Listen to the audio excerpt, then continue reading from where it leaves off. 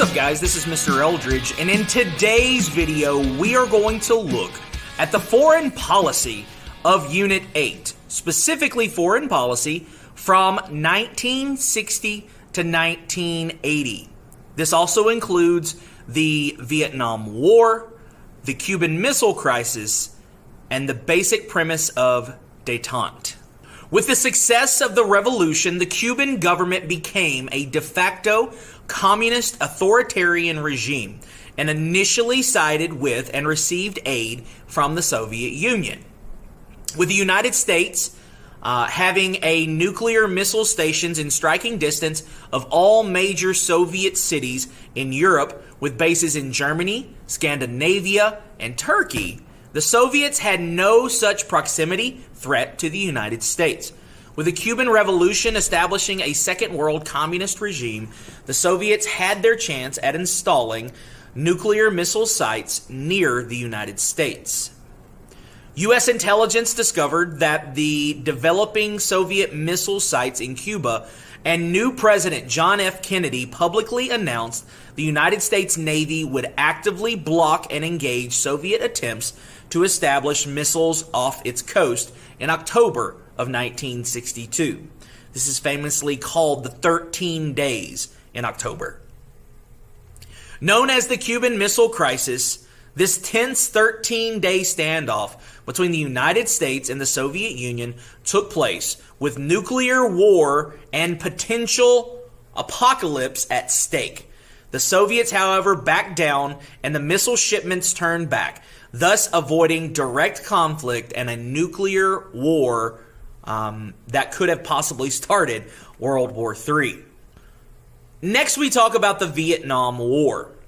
So the Vietnam War it really begins going back to the Eisenhower administration in the 1950s.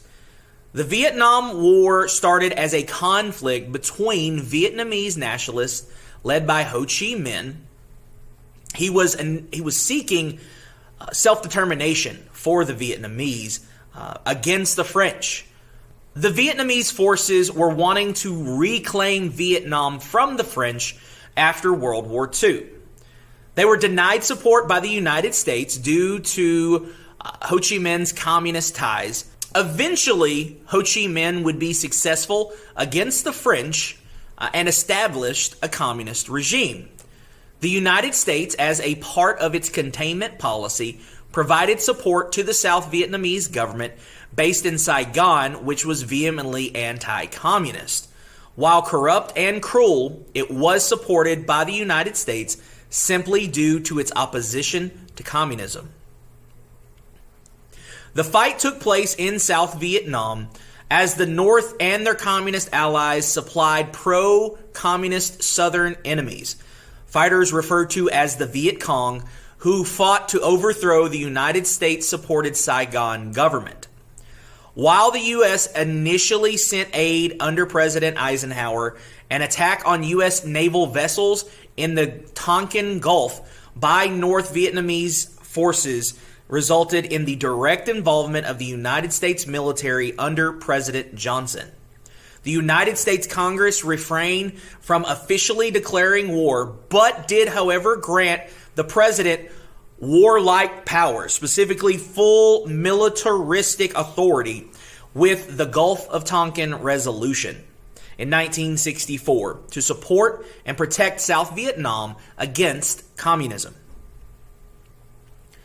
As such, the flow of U.S. troops began into South Vietnam to protect and preserve the anti-communist regime. The Tonkin Gulf Resolution would later be subject to criticism as an unconstitutional granting of authority to the United States president, especially when Richard Nixon used his executive authority to later bomb the neutral nation of Cambodia and sent in Marines to Laos.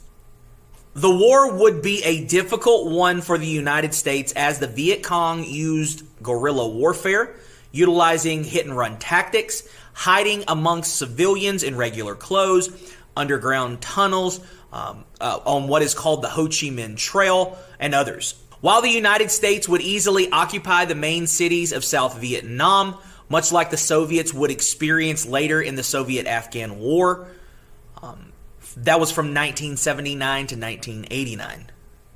And when any direct military confrontations, they would struggle to locate and defeat their opponents. The United States and South Vietnamese forces worsened the situation by utilizing seek and destroy missions in an effort to root out guerrilla fighters in the jungles and villages in Vietnam. And of course, this is a fact that greatly frustrated United States soldiers.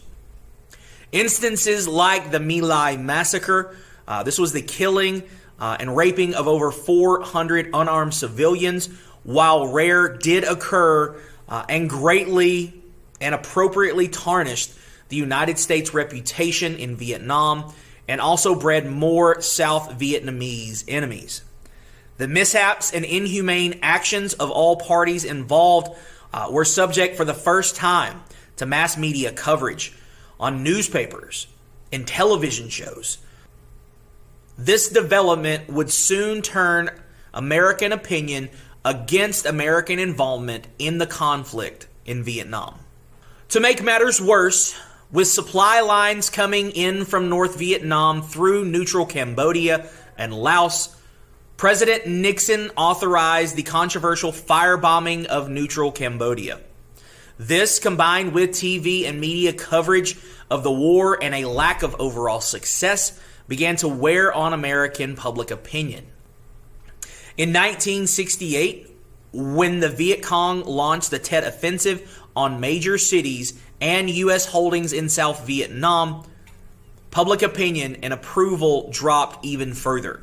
While the offensive was repelled, it demonstrated that U.S. efforts in the region had done little to weaken enemy morale or limit the operations despite the war's long duration and heavy financial and human cost.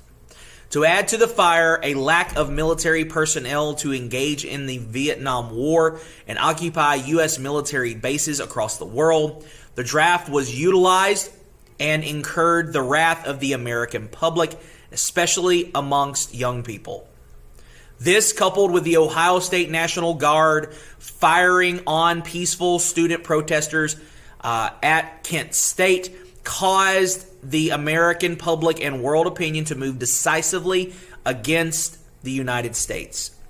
As such, by the mid-1970s, the United States began to withdraw from Vietnam. Now, not long after North Vietnam defeated the South, removing the Saigon government and officially becoming a communist nation. With failures in Cuba, Korea, and Vietnam, as well as the threat of nuclear war looming, Nixon and his Secretary of State, Henry Kissinger, were influential in establishing a shift in policy and diplomacy towards a strategy referred to as realpolitik. Realpolitik emphasized direct diplomacy and policy making with powerful states rather than morals or ideology, not ignoring one's ideological opponent or enemy. Prior to Nixon, the United States and the Soviet Union had largely ignored or dismissed each other as evil during the Cold War, contributing to increasing tensions. Confirmed by a plethora of psychological studies, a lack of direct contact between competing people or groups conclusively leads to increased hatred, aggression, and hostility between these groups. By establishing contact, Nixon and Kissinger greatly improved the tensions of the Cold War in the 1970s. Nixon visited China and the Soviet Union directly and was responsible for signing the Strategic Arm Limitation Treaty, also known as SALT I, which limited the amount of nuclear weapons in the world. Finally, he was able and responsible for withdrawing of the United States forces from Vietnam and the end of the Vietnam War to an extent. There was a peace agreement in 1973 called the Paris Peace Accords. He was also able to reduce the number of troops when he took office in 1969 there were 540,000 troops that were in Vietnam. By the time we get to the election of 1972, there were 39,000 troops in Vietnam. This era of direct contact and easing Cold War tensions is referred to as détente. Thank you so much for paying attention to this video. If you have not subscribed to this channel, please go ahead and do so now. Thank you so much and have a great day.